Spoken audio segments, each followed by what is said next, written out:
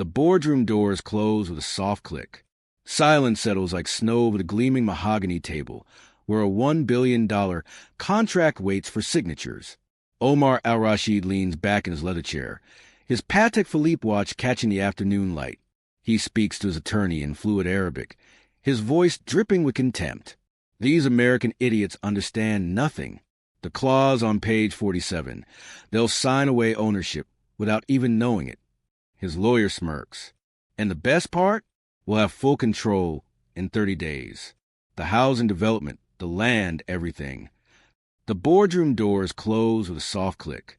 Silence settles like snow over the gleaming mahogany table, where a $1 billion contract waits for signatures. Omar al-Rashid leans back in his leather chair, his Patek Philippe watch catching the afternoon light. He speaks to his attorney in fluent Arabic, his voice dripping with contempt. Omar glances at the janitor's card in the corner, where 12-year-old Amara sits cross-legged on the floor, a coloring book spread across her knees. Her mother, Kesha, wipes fingerprints on the glass walls, trying to be invisible. Even their cleaning staff is in the room. Omar laughs. Look at the little one with her crayons. Probably can't even read English, much less understand business. The executives shuffle papers. David Harrison, CEO of Harrison Development Corp., reaches for his pen. But here's what Omar al-Rashid doesn't know. That little one with the crayons, she understands every syllable, every insult, every detail of his fraudulent scheme. And in exactly 72 hours, this invisible child will expose a trap that no Harvard lawyer could detect and save 400 families from losing everything. Before we dive deeper into how a janitor's daughter became the only person who could stop international fraud, let us know in the comments where you're watching from. We'd love to hear from you. And don't forget to hit that subscribe button so you never miss any of our upcoming videos. The chemical smell of floor cleaner fills the cramped storage room. Fluorescent lights hum overhead as Kesha checks inventory on a clipboard. Amara sits on an overturned mop bucket, still clutching her coloring book. The silence stretches between them like a tightrope. Amara whispers, "Mama?" Kesha doesn't look up from counting spray bottles. That man in the boardroom today, Mr. Omar. Amara's voice is barely audible.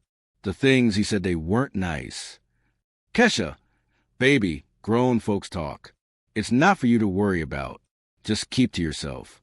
But, Mama, he said, Amara's hands twist the crayon in her fingers. He said he's going to steal Mr. Harrison's company, the housing project. He said Americans are stupid, and he's going to trick them. The clipboard clatters to the concrete floor. Kesha turns slowly, her eyes searching her daughter's face. Amara, that man was speaking Arabic. You can't. Yes, I can. Tears well in Amara's eyes.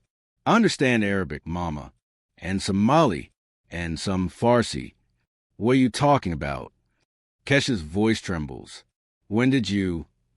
Amara pulls out her cracked phone, screen spiderweb but functional. She scrolls through language apps, YouTube playlists, volunteer translation logs for refugee services. I taught myself. During lunch. After homework. Mrs. Aisha from the mosque lets me practice with her. The Somali family in 4C, I helped them translate their mail. I've been doing it for 2 years, Mama. Kesha stares at her daughter as if seeing a stranger. 2 years. I wanted to help people like us. People nobody listens to. Amara's voice strengthens. But Mama, what he said today, it's not just mean words. He's going to hurt families. The Johnsons, the Rodriguezes. Jamal's grandmother was supposed to finally get accessible housing. This was supposed to be the good thing, Mama. The mop bucket creaks as Kesha sinks down beside her daughter. Her hands are shaking. Baby girl, even if you're right, we can't. We can't say anything. Why not? Because Kesha's voice breaks. We're just a cleaning crew, honey. People like Mr. Harrison. They don't listen to people like us. And if we make trouble, I lose this job. We lose our insurance. We lose everything. Amara looks at her mother with eyes far older than 12. Mama, if we don't say anything, other people lose everything. 400 families. The contract gets signed Monday morning. That's less than 3 days. Monday? Kesha's breath catches. He said by then it'll be too late. The lawyers won't even know what they signed until the 30-day clause activates. Kesha pulls her daughter close, feeling the rapid beat of her small heart. She sees something in Amara she's never fully recognized before, a brilliant, burning sense of justice that won't be extinguished by fear. What exactly did he say, baby? Word for word. Amara takes a shaky breath and begins to recount every detail, every clause, every threat, every arrogant assumption that no one was listening. When she finishes, Kesha is silent for a long moment. Then she stands, pulling Amara up with her. Get your backpack. We're going to the executive floor. Mama, you said. I know what I said. Kesha squares her shoulders. But you're right. We're not just anything. We're witnesses. And Mr. Harrison deserves to know the truth. Amara's voice is barely above a whisper. Mr. Omar, the man in your meeting today. He was speaking Arabic. David nods slowly, his fingers steepled beneath his chin. Yes, Omar al-Rashid. He's representing the International Investment Group. But Amara, his tone is gentle, cautious. Arabic is a very complex language. Are you sure you understood what you heard? Every word, sir. Amara's hands tighten on her backpack straps. He said Americans are stupid. He said you'd never notice Clause 6 on page 47. He said something about ownership transferring in 30 days, and by the time you realize what you signed, it'll be too late. The temperature in the room seems to drop. David's expression doesn't change, but something shifts behind his eyes, a flicker of recognition, perhaps fear. He reaches for his phone, then stops himself, looking instead at Kesha. Mrs. Williams, I don't mean any disrespect, but this is a very serious accusation. How would your daughter even know? I taught myself, Mr. Harrison. Amara's voice strengthens, finding courage in truth. I've been learning languages for 2 years. Arabic, some Mali, some Farsi. I help families in our building translate their mail. I volunteer on calls for refugee services. David studies her face, really studies it, for the first time, not the janitor's daughter, not background decoration, but a 12-year-old girl with intelligence burning in her dark eyes. You taught yourself Arabic? His voice carries genuine curiosity now, skepticism giving way to possibility. That's remarkable. But legal Arabic is different from conversational. I know. Amara pulls her phone from her backpack. Screen cracked, but functional. She scrolls through saved documents, translation notes, vocabulary lists. I started with Duolingo, but then I found university lectures on YouTube. Professor Mahmoud from Columbia. He has a whole series on legal terminology in Middle Eastern business contracts. Kesha's eyes widen. She's seeing her daughter's secret life unfold in real time. David leans forward, elbows on his knees. What else did you hear? He mentioned the housing development, the 400 families waiting for units. He said, Amara's voice wavers. He said they'd flip the land once they took control. That it was worth triple what you think. He called it cleaning out the poor to make way for luxury condos. The leather chair creaks as David stands abruptly. He walks to the floor-to-ceiling windows, looking out at the city lights beginning to glow against a darkening sky. His reflection in the glass shows a man doing mental calculations, assembling puzzle pieces. Monday morning, he says, almost himself, we sign at 9 a.m. Yes, sir. That's what he said. He told his lawyer that Monday would be too late for you to stop anything. David turns back to face them, and for the first time, Kesha sees something she's never witnessed in 5 years of cleaning his office. Uncertainty. Vulnerability. Mrs. Williams, would you and Amara excuse me for just one moment? He steps into the adjacent conference room, glass walls revealing his silhouette as he makes a phone call. His free hand runs through his hair, once, twice. His voice is muffled but urgent. Kesha pulls Amara close, whispering, Baby, are you absolutely sure about what you heard? I'm sure, Mama. Amara's fingers trace the worn strap of her backpack. I wrote it all down. In my notebook. Everything he said, word for word. You wrote it down? Kesha's voice pitches higher. In Arabic? Amara nods. pulling a composition notebook from her backpack. The pages are filled with careful script. English on one side, Arabic on the other. Time stamps. Direct quotes. Even sketches of who sat where in the boardroom. Kesha stares at the notebook, then at her daughter. How long have you been doing this? Doing what? This. Kesha gestures at the notebook, documenting things, translating, being whoever this person is. Before Mara can answer, David returns. His expression has hardened into something more focused, more resolved. Amara, I need you to tell me something, and I need you to be completely honest. Did anyone ask you to listen to Mr. Omar's conversation? Did anyone suggest you should pay attention to what he was saying? No, sir. I was just there. People don't really see me when I'm with Mama. I was coloring, and he was talking, and I just understood. David nods slowly. And this notebook, may I see it? Amara hesitates, looking at her mother. Kesha gives a small nod. The notebook feels small in David's large hands. He pages through it carefully, his expression unreadable. When he reaches today's date, he stops, reading Amara's careful documentation of the boardroom conversation. The silence stretches for what feels like hours. Finally, David closes a notebook and hands it back. Amara, I'm going to ask you a question, and I want you to think very carefully before you answer. If what you heard is true, if Mr. Omar is planning what you say he's planning, then speaking up could put you and your mother in a difficult position. Do you understand what I'm saying? You mean we could get in trouble? Amara's voice is steady despite the fear in her eyes. I mean things could get complicated. Legal proceedings, testimony, scrutiny. David looks at Kesha. Mrs. Williams, I need to be clear about what this could mean for you both. Kesha's hand finds her daughter's shoulder. Mr. Harrison, if my baby heard what she says she heard, then people need to know. That's more important than complications. Even if it means your job, your security, especially then. Kesha's voice doesn't waver. Because if we stay quiet just to protect ourselves, what does that teach her? That injustice is okay as long as it's not our problem. Something shifts in David's expression. Respect, perhaps, or recognition of shared values. All right. He reaches for his desk phone. I'm calling our head legal counsel. Sandra's worked on every major contract for this company. If there's something hidden in that document, she'll find it. As David dials, Amara whispers to her mother, Mama, what if I'm wrong? What if I misunderstood? Then we deal with that. Kesha squeezes her shoulder. But baby, I've been watching you with that phone for 2 years, wondering what you were always studying. I've heard you on calls helping Mrs. Aisha fill out her citizenship forms. I've seen you translate medical documents for Mr. Osmond. You're not wrong. The office feels smaller somehow. The stakes larger. Through the windows. The city spreads out below them. Thousands of lights.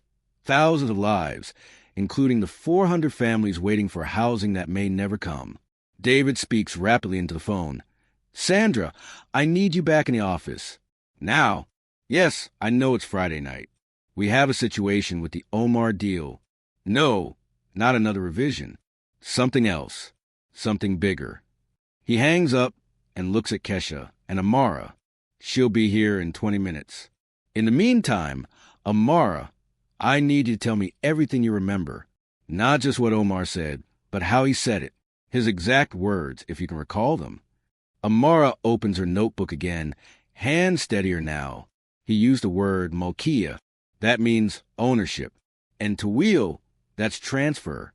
He said the transfer clause was buried in the property rights section, using old Levantine legal terminology that American lawyers wouldn't recognize as unusual. David's eyebrows raised higher with each word. You know, Levantine legal terminology? Only what I've picked up from Professor Mahmoud's lectures. Amara's cheeks flush. I didn't know it would ever be useful. I just thought languages were beautiful. They are beautiful, David says quietly. And right now they might just save this company. But here's what no one in that office was asking. Not yet. The questions that would haunt everyone in the days to come. Who is this child? The camera would pull back if this were a film, showing the contrast. a 12-year-old girl in worn sneakers, sitting in a leather chair worth more than her mother's monthly salary. Speaking languages she was never formally taught, about legal concepts she should never have encountered. A girl who spent lunch periods on translation apps instead of playing, who chose refugee hotline training videos over cartoons, who saw beauty in the architecture of language while her classmates saw only confusing sounds.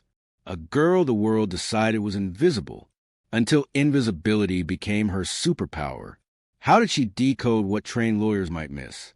Somewhere in that cracked phone were hundreds of hours of self-study, university lectures bookmarked, vocabulary flashcards arranged by complexity, practice conversations with native speakers who never knew they were teaching. But more than that, she had something no expensive lawyer possessed. She was underestimated. She was ignored.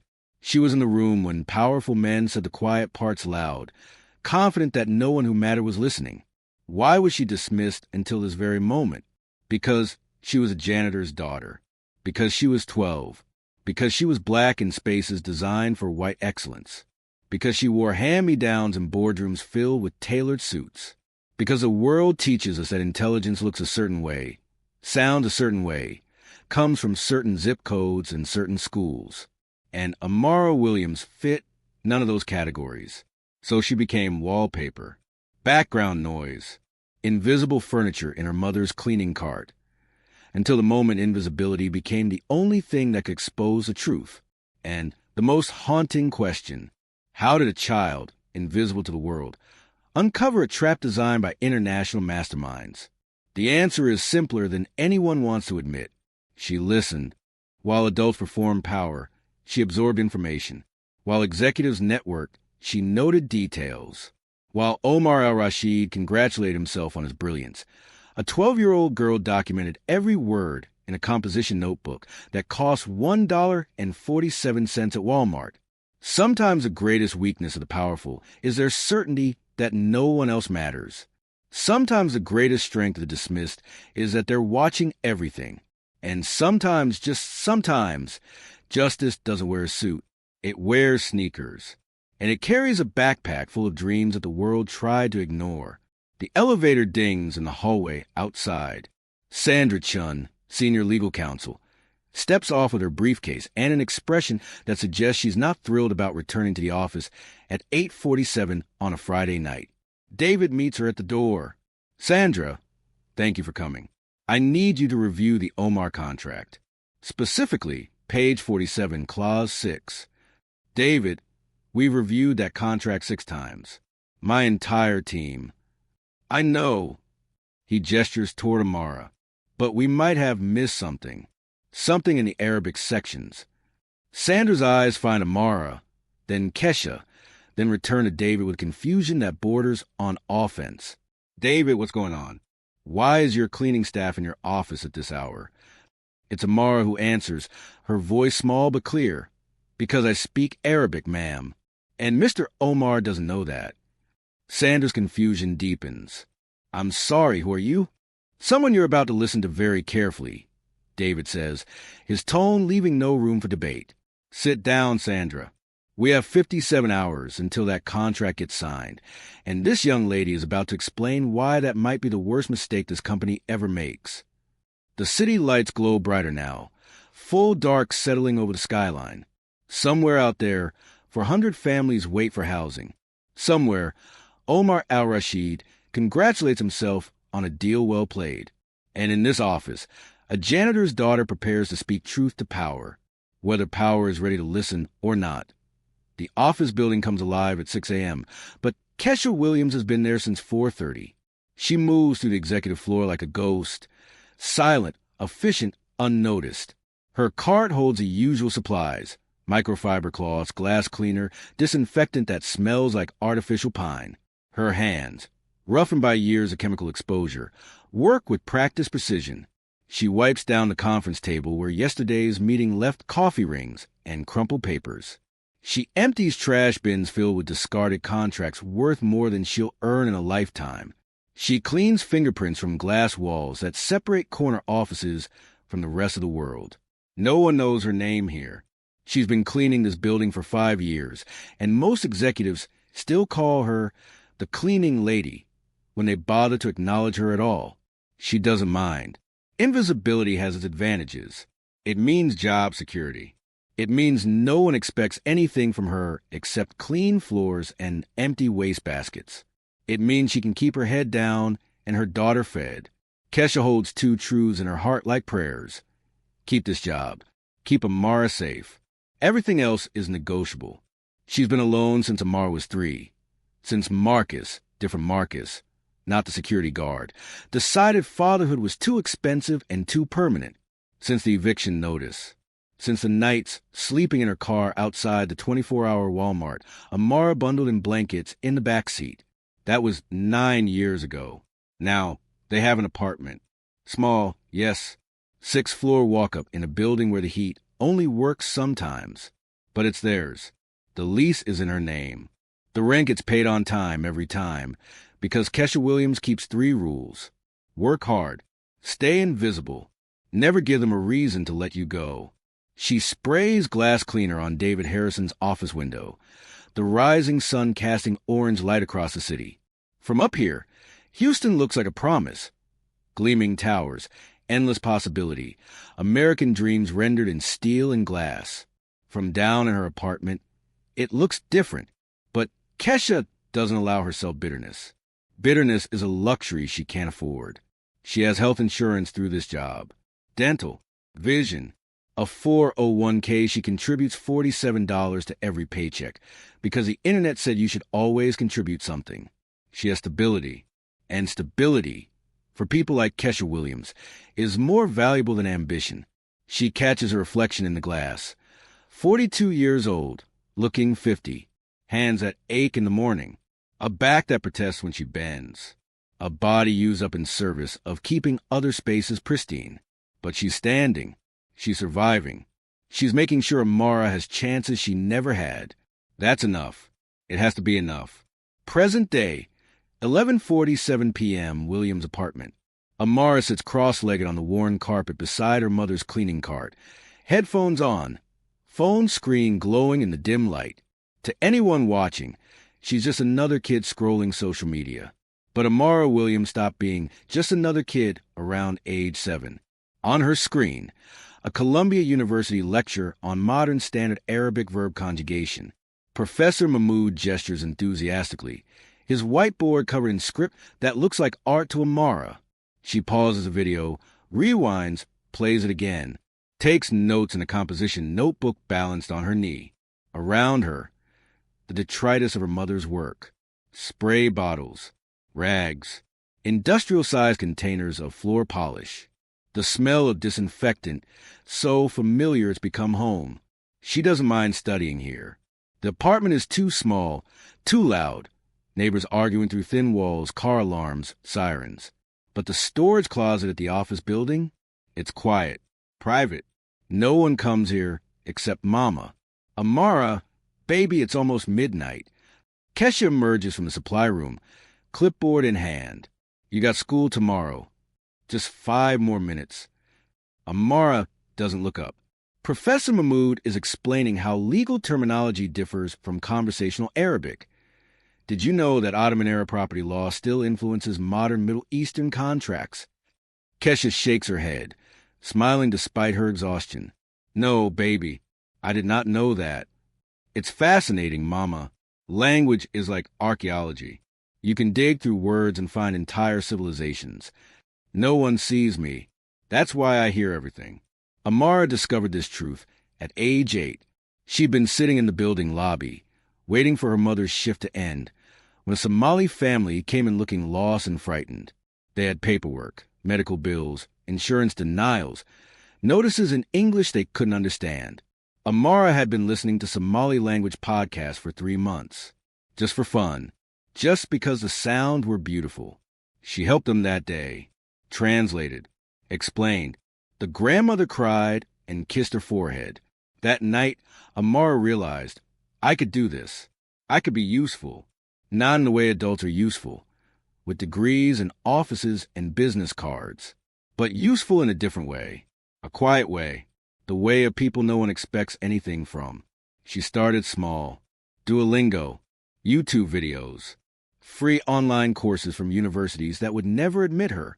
She learned Spanish in 6 months, then Arabic, then Somali, bits of Farsi, enough Mandarin to help Mrs. Chun with her citizenship application.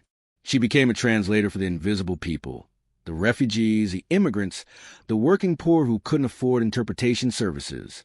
And always, she studied in the margins, in the spaces between her mother's cleaning shifts, in the hours when the building was empty and no one cared that a janitor's daughter was teaching herself what universities charge $60,000 a year to learn. Amara, Kesha's voice is gentle but firm. Pack up. We gotta get home. Okay, Mama.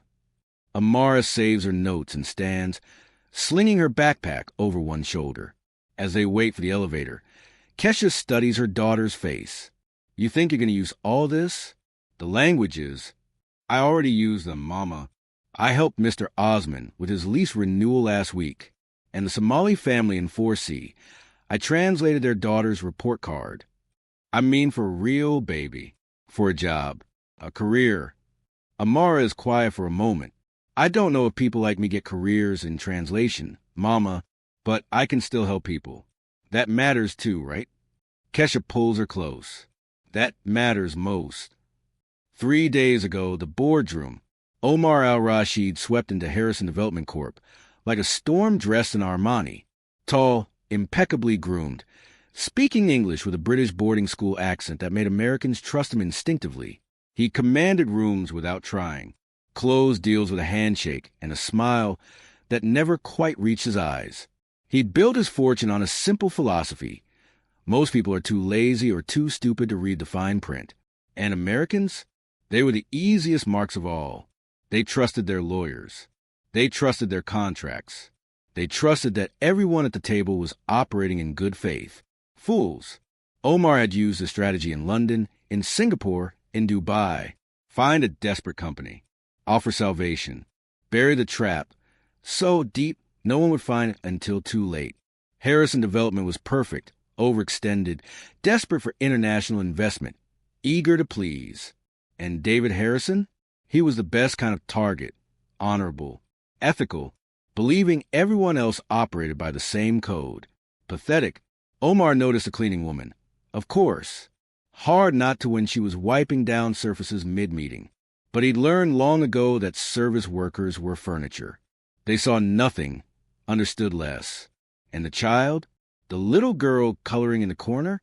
Even better. Children were the perfect witnesses to confidential conversations because children didn't matter. No one would ever believe them. No one would ever ask what they'd heard.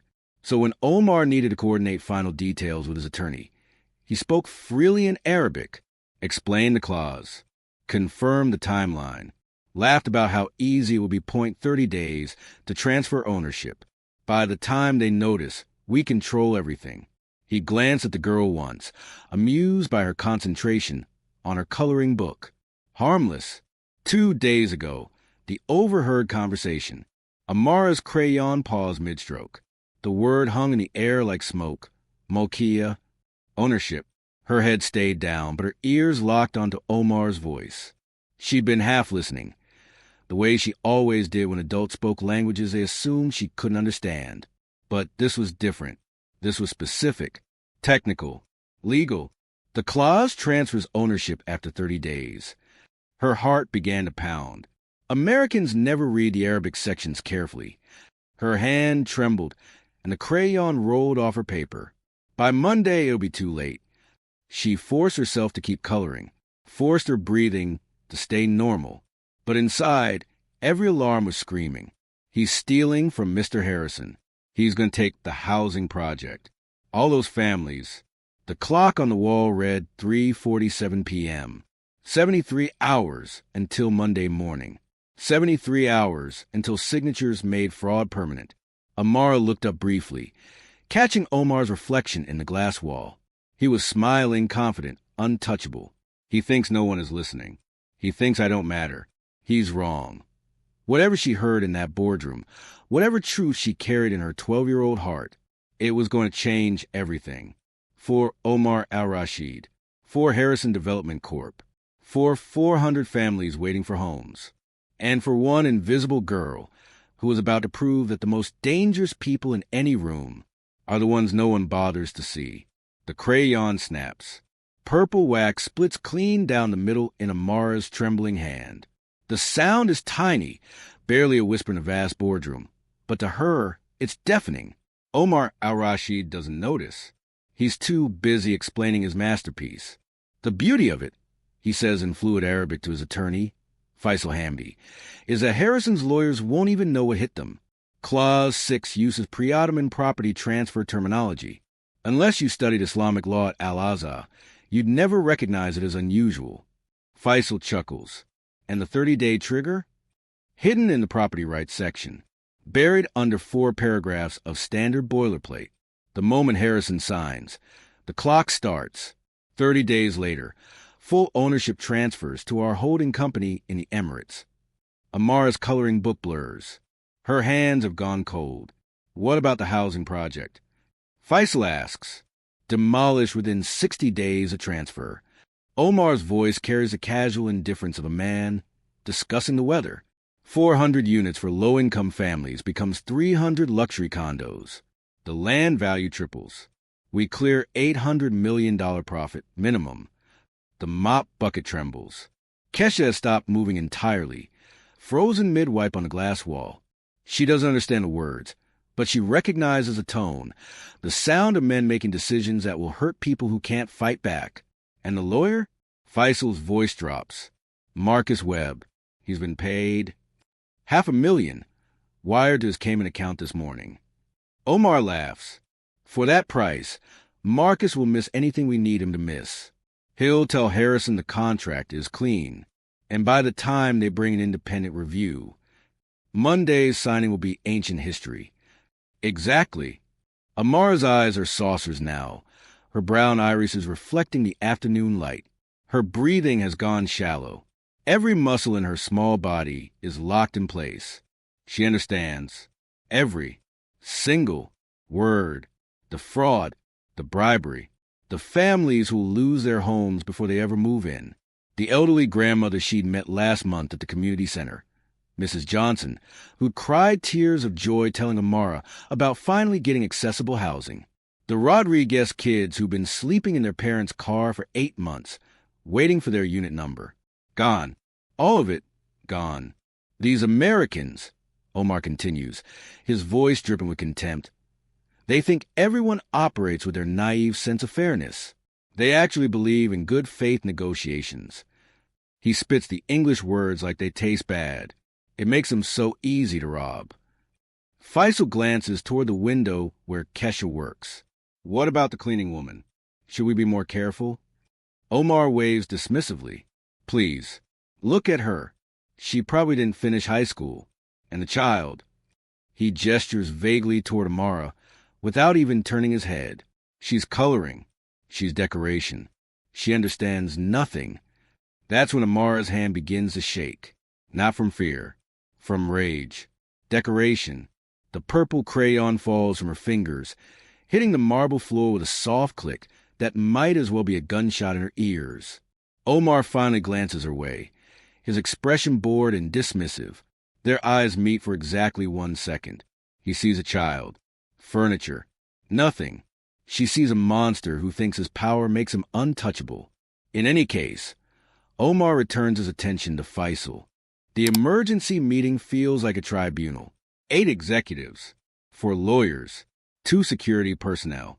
All arranged around the conference table like judges at an inquisition. And at the end, Amara Williams, 12 years old, her mother's hand tight on her shoulder. Richard Blackwell, VP of Operations, speaks first. His voice carries the exhaustion of a man who's been called in on a Saturday and isn't happy about it. Let me get this straight. We're potentially scrapping a $1 billion deal because a child thinks she overheard something. Not thinks, David corrects. She documented a detailed conversation in Arabic that suggests. Arabic. Richard laughs, but there's no humor in it. David, my nephew takes Spanish in high school and can barely order a taco. You're telling me this kid taught herself legal Arabic?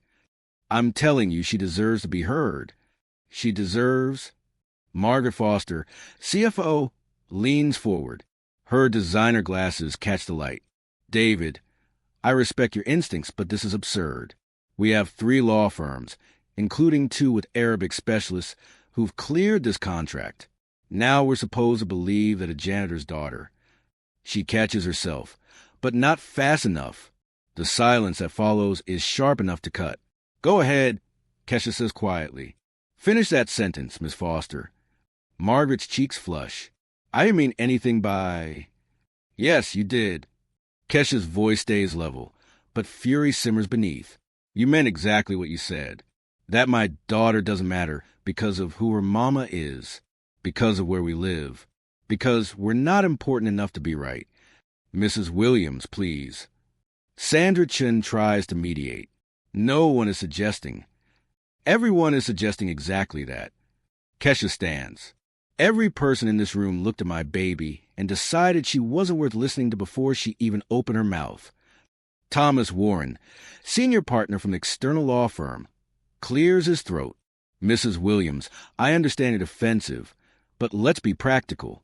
Your daughter claims to have understood a complex legal conversation in advanced Arabic. Do you have any proof of her capabilities? Proof. Amara's voice is small. Like what? Credentials. Certifications. Something that demonstrates linguistic competency beyond. He waves vaguely at her phone. YouTube videos and translation apps. I have my volunteer records. Amara offers from the Refugee Services Center. I've translated over 200 documents. Medical records, legal notices, citizenship applications. For refugees, Thomas's tone makes it clear what he thinks of that credential. Not billion-dollar commercial contracts. Arabic is Arabic, Amara says. The grammar doesn't change because rich people are speaking it. Richard snorts. Kid's got attitude, I'll give her that. She's also wasting our time, Margaret adds. David, Omar al-Rashid, is one of the most respected international investors in the Middle East. You're going to insult him based on a child story. It's not a story. Amara insists louder now. I heard every word. I wrote it down. Mr. Omar said. What you think you heard, Thomas interrupts, could be a mistranslation, a misunderstanding. You're 12. You don't have context for her. I have perfect context. Amara's voice cracks. He talked about bribing Marcus Webb. He mentioned the Cayman Islands account. He said the housing project would be demolished for luxury condos. He said Americans are too stupid to. Enough. Margaret stands abruptly. I've heard enough. David, if you want to delay the signing based on unsubstantiated claims from an unqualified child, then you do it on your own authority. But don't ask and explain to the board why we torpedoed our biggest deal of the decade, because you got emotional about a janitor's kid. But what she said next changed everything. And frankly, Margaret continues, gathering her briefcase, if you can't see how this looks, entertaining these accusations, it raises questions about your judgment. Maybe questions about whether you're still the right person to be making decisions of this magnitude. The threat hangs in the air like poison. David's jaw tightens. Are you suggesting? I'm suggesting you think very carefully about your next move. Margaret heads for the door. We sign Monday morning. That's final. Half the room follows her out. Saturday, 2:17 p.m., janitor's closet. Amara sits alone on the concrete floor, back against the metal shelving that holds cleaning supplies. Her notebook lies open in her lap. Pages covered in Arabic script and English translations. 2 years of work. Hundreds of hours of study. Proof of every word she'd heard. And none of it matters. The door opens. Kesha enters, looking 10 years older than she did this morning. Baby. She slides down next to Amara. I'm sorry. You don't have to apologize, Mama. They were never going to believe me. Amara's voice is hollow. Miss Foster was right. I'm just a janitor's kid. Why would anyone listen? Because you're brilliant. Because you're right. Kesha pulls her close. But baby, I need to talk to you about something. The tone makes Amara's stomach drop. What? Mr. Harrison wants us to come back Monday morning, before the signing. He wants you two to confront Mr. Omar. Directly. Confront him. Speak to him in Arabic. Prove you understand. Make him admit what he said. Kesha's hands are shaking. But Amara, I'm scared.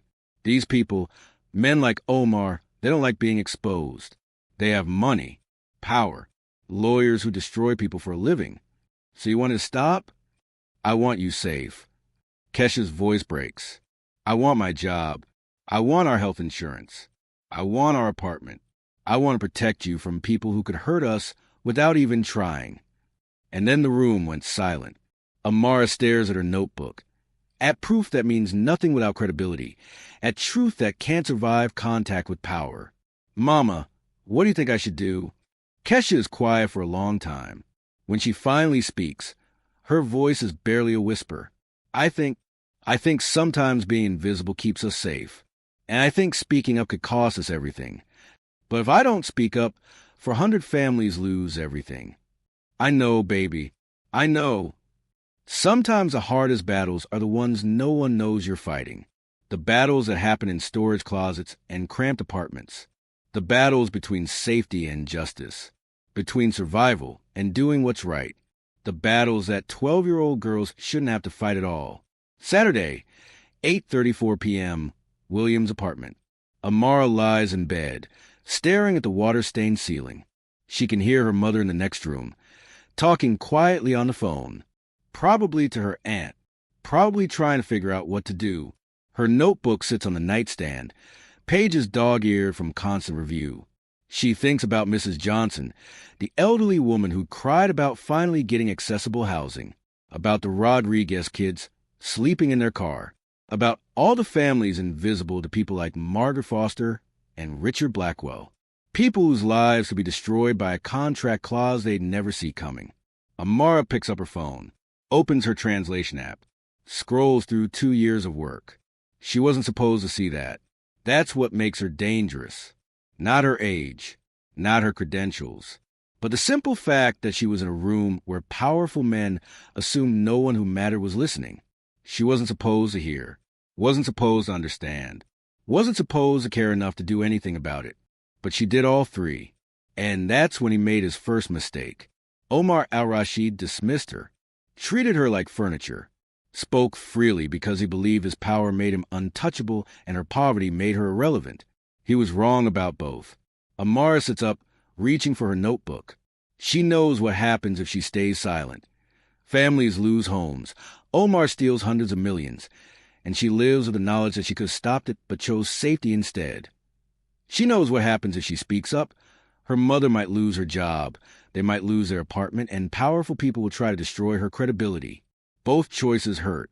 But only one choice lets her look at herself in the mirror. She opens her notebook to a fresh page and begins to write. Not in English, not in Arabic, in both, side by side. Every word Omar said, every piece of evidence, every detail that proves she's not making this up. That's when she made her choice. If she's going down fighting. If they're going to dismiss her, they'll have to do it while looking at proof they can't deny. If Omar al-Rashid thinks he can rob people because a 12-year-old girl doesn't matter, he's about to learn otherwise. Sunday, 6:47 a.m. Text message. Amara to David Harrison. I'll do it. I'll speak to Mr. Omar Monday morning. I'll prove I understood everything, whatever it costs. The response comes 30 seconds later. David, are you sure? This could get ugly. Amara, it's already ugly. At least this way, families have a chance. David, your mother okay with this? Amara glances at Kesha, sleeping fitfully on the couch, exhausted from worry. Amara, she will be, because this is the right thing. And she raised me to do the right thing, even when it's hard. David, see you Monday. 8 a.m.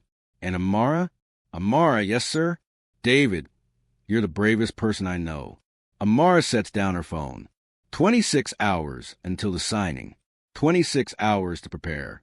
26 hours until a 12-year-old girl walks into a room full of people who want to fail and refuses to be invisible anymore. The room hums with anticipation. Executives in press suits, lawyers with leather portfolios, coffee in expensive cups, the energy of people about to witness history, $1 billion deal, finally closing after months of negotiation. Omar al-Rashid enters like royalty. His suit is midnight blue, probably worth more than Kesha's yearly salary. His cologne arrives before he does. Expensive, subtle, the scent of old money.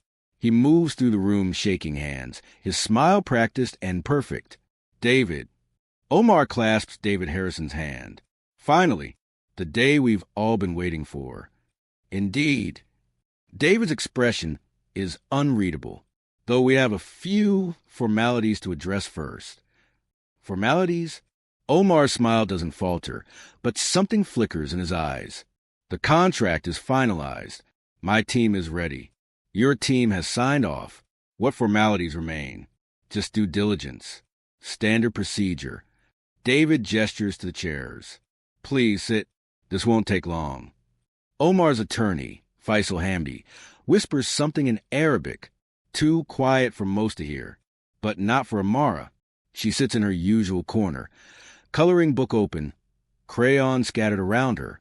To everyone in the room, she's decoration. Background. The janitor's daughter who apparently made some wild accusations on Friday, but has been properly dismissed. Her mother stands by the door, cleaning car at hand, trying to be invisible. Something feels wrong, Faisal murmurs in Arabic. Relax, Omar responds, settling into his chair. Americans love their theater. Harrison probably wants some speech about partnership before we sign. Let him have his moment. Amara's purple crayon traces lazy circles on her paper, but her other hand, hidden beneath the coloring book, holds her phone. The screen shows what looks like a drawing app, colorful patterns, childish doodles. But look closer. The patterns aren't random. Each stroke corresponds to a word, each color to a specific phrase. She's transcribing the conversation in real time, sending it to David's phone via a shared note. The cleaning woman is here again, Faisal notes. And the child.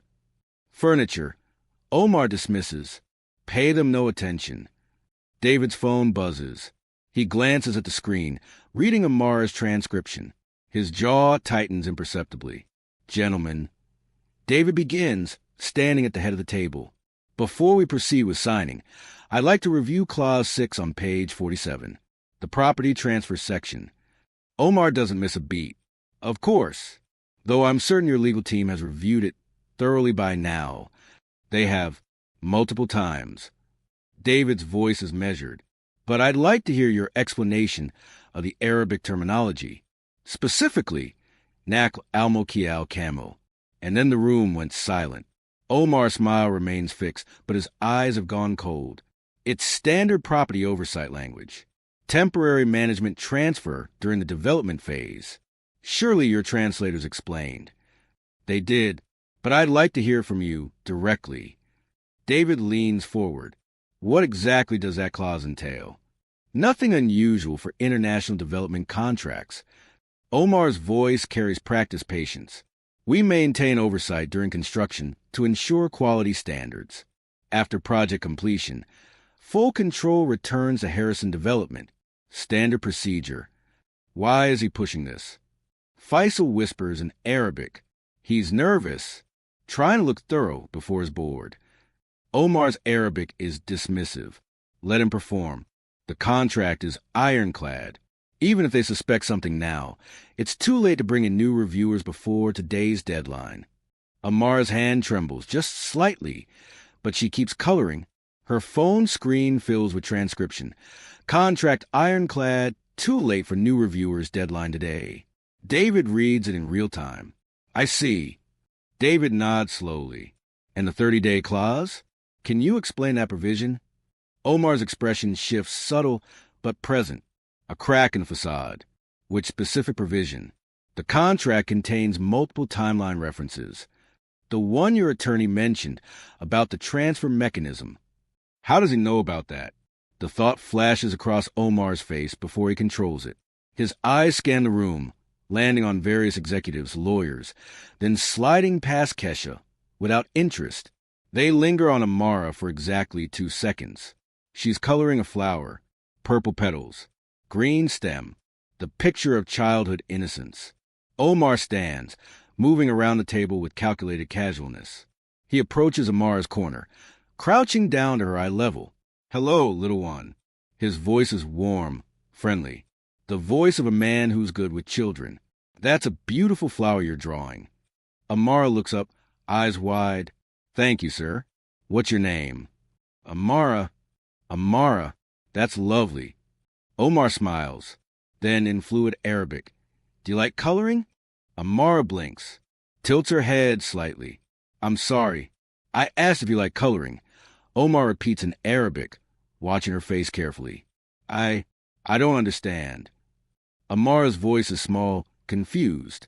She looks to her mother. "Mama?" Kesha takes a step forward. "Sir." She only speaks English. Omar studies Amara for a long moment. She meets his gaze with the innocent incomprehension of a child who genuinely doesn't understand what's happening. She understands nothing. Omar says to Faisal in Arabic, standing, "We're fine. Harrison is just being paranoid." But as Omar turns away, Amara's crayon pauses, barely imperceptibly mid-stroke. Omar doesn't see it, but David does. The audience holds its breath. "Actually, Omar," David says quietly, "there's someone I'd like you to meet properly." He nods toward Amara. Amara Williams. She's been attending our meetings for the past 3 months. Always in the corner. Always coloring. Omar's confusion is genuine. "Ah, yes?" "The cleaning woman's daughter." "What about her?" "She has something to tell you." David really... Omar's patience is wearing thin. "We have a contract to sign. I don't have time for... Make time." David's voice carries steel now. "Amara, tell Mr. Al-Rashid exactly what you heard. In his language." The room freezes. Amara sets down her crayon carefully. Stands. Her small frame barely reaches Omar's chest. But when she speaks, her voice carries the weight of absolute certainty. In perfect, fluent, elite-level Arabic. "You said Americans are too stupid to read the fine print. You said Clause 6 contains Ottoman-era property transfer terminology that would transfer full ownership to your Emirates holding company 30 days after signing. You said the housing project for 400 low-income families would be demolished within 60 days to build luxury condos. You said the land value would triple, giving you an $800 million profit." The color drains from Omar's face. "You said you bribed Marcus Webb, a lawyer on Mr. Harrison's team, with $500,000 wired to a Cayman Islands account. You said that by Monday today, it would be too late for them to stop you." Amara's eyes never leave his. "You call my mother a monkey. You call me decoration. You said I understood nothing." She switches to English, her voice steady and clear. "But I understood everything. Every word. Every insult. Every crime you planned in a language you thought kept you safe." Omar staggers backward, his face cycling through shock, rage, and something approaching fear. "You," he sputters. "This is absurd. A child's fantasy. You can't possibly." "She can." Sanderchin steps forward, tablet in hand. "And she did. We verified every claim. Marcus Webb's Cayman account received exactly $500,000 on Thursday morning. We've had Arabic linguistics experts from 3 universities review Clause 6. It does exactly what Amara said. And we've frozen the signing pending federal fraud investigation." Omar's facade shatters completely. "You have no proof. No court will believe. They'll believe the recording." David holds up his phone. Audio from Friday's meeting. You speaking freely in Arabic, detailing your entire scheme. Admissible in court, especially with expert translation. From the child. Omar's voice drips venom as he switches back to Arabic. "Who would believe the translation of a janitor's daughter over my attorneys?" "Columbia University would." Amara responds in Arabic. "That's where Professor Mahmoud teaches. He's reviewed my translation work. He's prepared to testify that my Arabic comprehension is graduate level."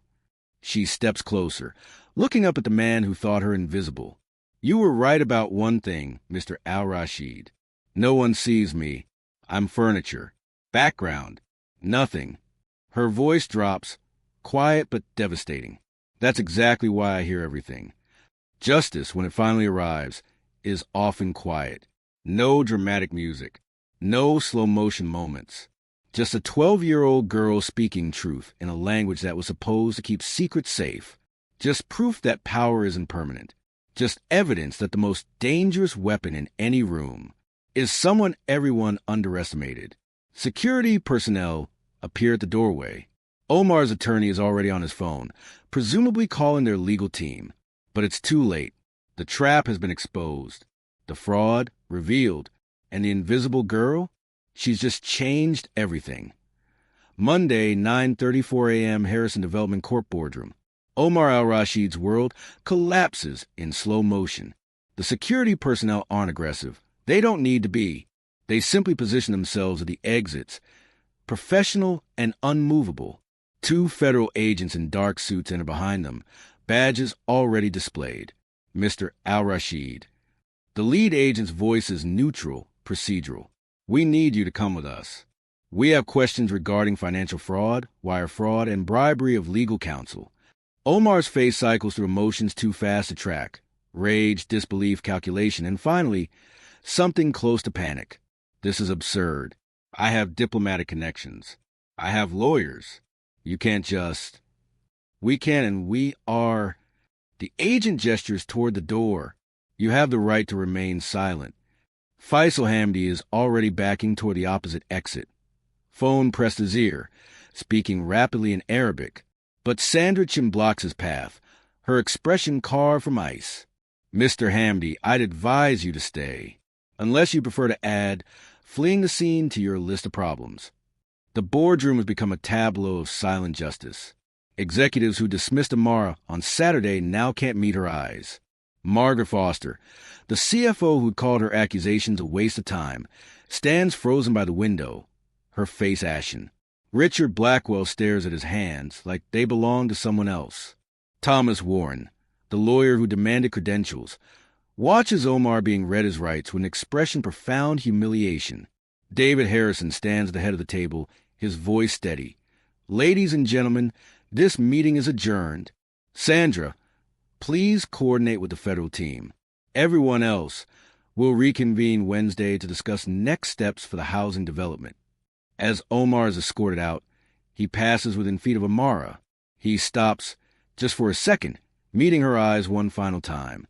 She doesn't flinch, doesn't look away, just stands there, a 12-year-old girl who refused to be invisible when it mattered most. You should have seen me, she says quietly in Arabic. Omar's face contorts with an emotion that might be recognition or regret or simply the agony of a man destroyed by his own arrogance. Then he's gone. 2 weeks later, Community Center, East Houston. The room is packed with people who've been waiting, hoping, praying for good news about the housing development. Mrs. Johnson sits in the front row, her walker beside her. The Rodriguez family, parents and 3 kids, crowd together on folding chairs. Jamal's grandmother clutches a tissue, afraid to believe things might actually work out. 400 families represented. 400 families who came within days of losing everything. David Harrison stands at the makeshift podium, but he gestures for Amara to join him. She hesitates. Her mother, standing in the back in her cleaning uniform, she's still working, still invisible to most, gives her an encouraging nod. Amara walks to the front, and the room erupts in applause. Many of you, David begins, don't know the full story of what almost happened. But you deserve to know who saved this project, and who saved your future. He recounts the story, Omar's scheme, the hidden clause, the bribe lawyer, and the 12-year-old girl who understood everything. By the end, people are crying. Mrs. Johnson reaches for Amara's hand. Baby girl, you saved my life. You know that? I was going to have to move in with my son in Arizona, away from my church, my friends, everything I know. You gave me my home before I even had it. The Rodriguez children swarm Amara, hugging her, thanking her in Spanish and English. Jamal's grandmother kisses her forehead. God sees the invisible ones, baby, and he uses them for mighty things. 1 month later, Harrison Development Corp. The envelope arrives on a Wednesday.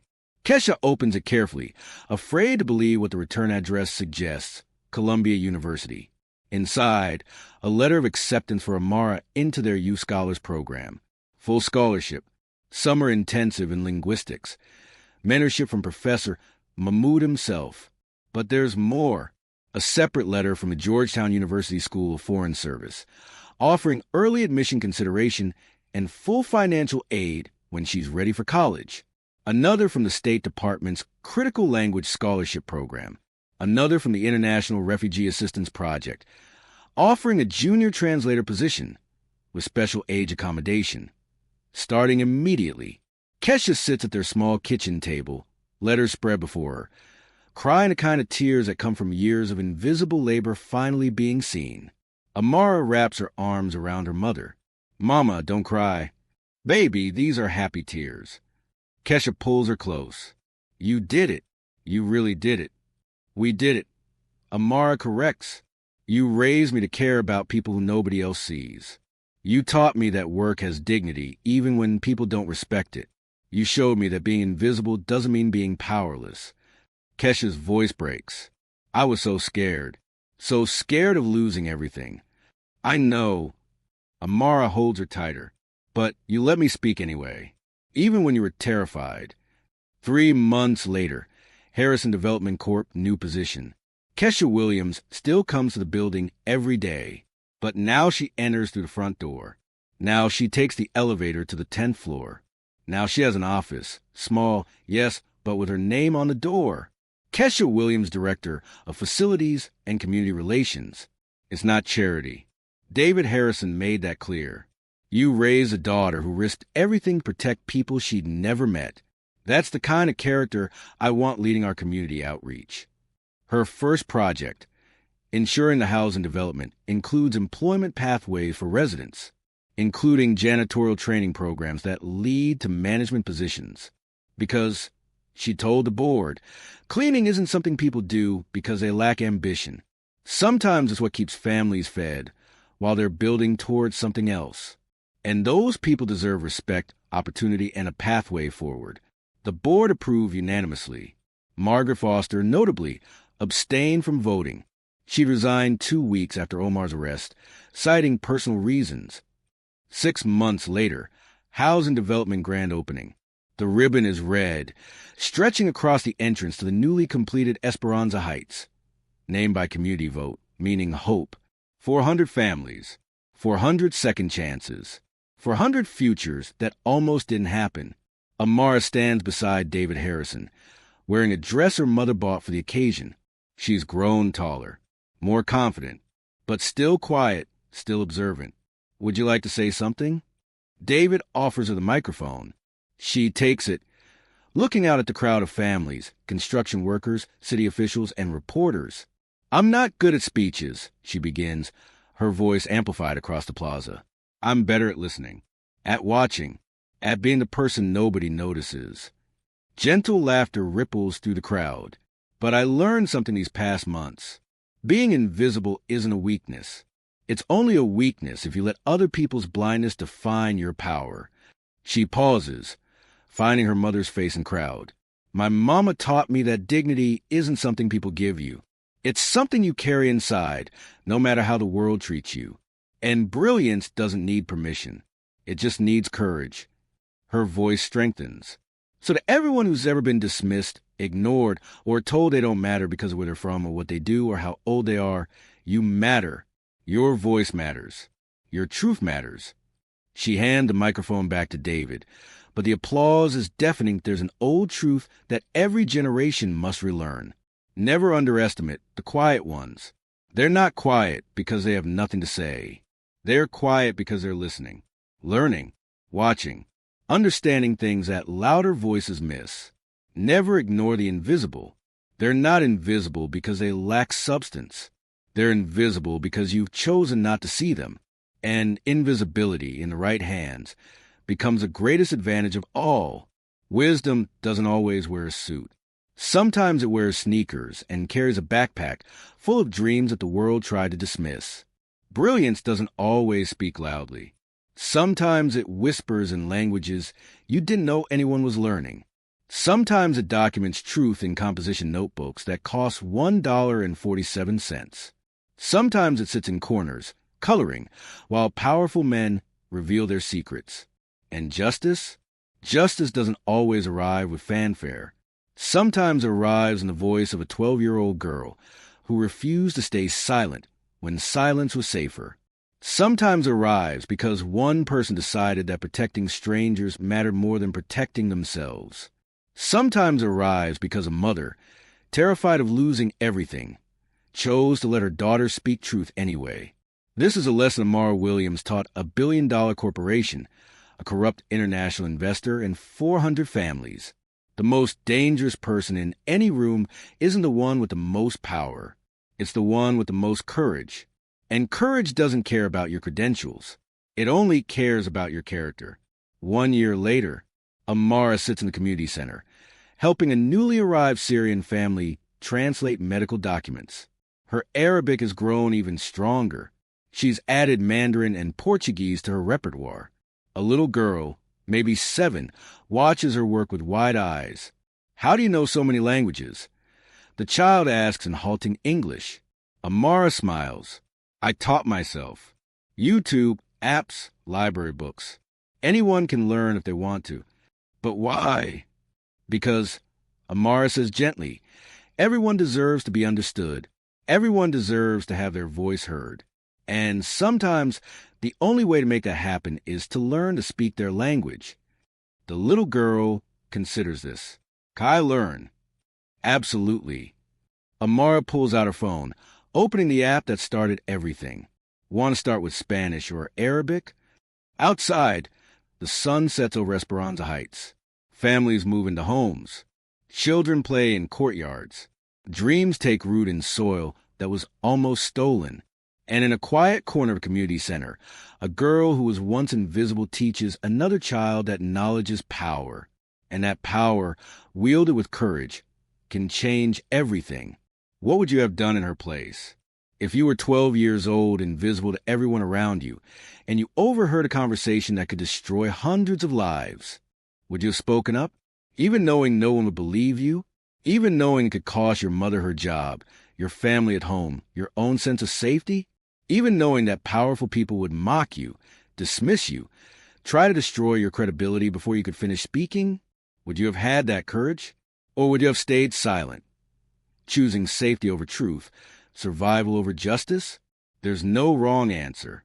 Fear is real. Consequences are real. But so is the weight of knowing you could have made a difference and didn't. The daily choice to learn when no one was watching, to care when it would have been easier not to speak when silence was safer. Maybe it was both. Maybe destiny is just courage repeated so many times that it looks inevitable. The truth is, there are Amaras everywhere. Quiet people doing invisible work. Learning skills no one knows they possess. Witnessing injustices they're not supposed to see. The only question is, when the moment comes, will they speak? And perhaps more importantly, when they do speak, will we listen? If this story touched you in some way, if it reminded you of someone you underestimated, or someone who underestimated you, if it made you think differently about the quiet people in your own life, then subscribe. Because every day, we bring you stories like this. Stories that don't just entertain, they stay with you. Stories about ordinary people doing extraordinary things when no one's watching. Stories that remind us that heroism doesn't always look the way we expect. And if you think Amara's story was remarkable, wait until you hear what we're sharing next week.